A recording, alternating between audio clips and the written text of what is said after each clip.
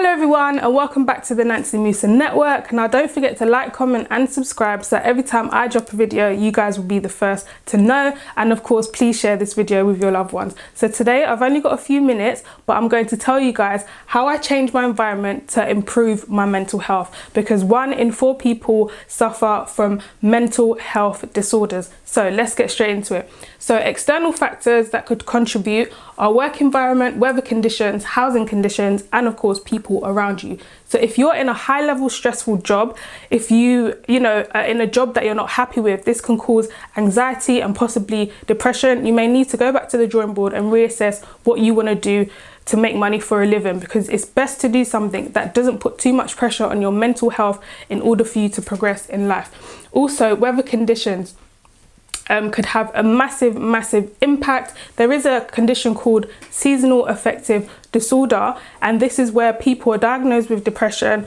usually around late autumn / winter, and this is due to a lack of sunlight. And I know for me, many years ago, when it used to be either rainy or grey clouds, I just automatically wasn't happy. Now, I haven't been diagnosed with this in particular, but I did notice that it did have an effect on my mental health. I thought, why is it every time the weather's not great for me, I feel like a low mood and sad? So I thought, let me change my perspective on this, because I thought I don't want it to be something that's affecting me in my life. And I just looked at it through a different perspective. I thought, I don't live in a tropical hot country, unfortunately, and it is hot, it is cold, it is raining sometimes. And I thought in order for me to function properly, I have to see it as the weather just having a balance.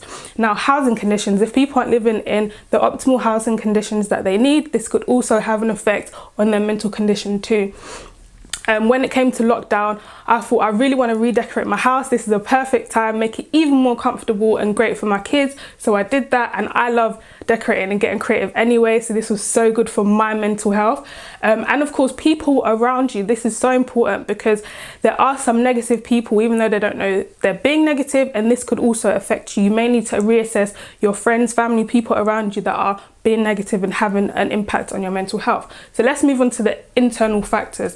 These could be self-esteem, self-confidence, and being loved. Now, for me, when I realized that I had low self-esteem, low confidence, and it wasn't allowing me to achieve the things I needed to in life, it really affected my mental health. And so I worked on it, and I thought, if I can, make these things optimal, I can really make changes and make moves in my life. So I read a book called Breaking the Habit of Being Yourself by Dr. Joe Dispenza, and this book really helped me.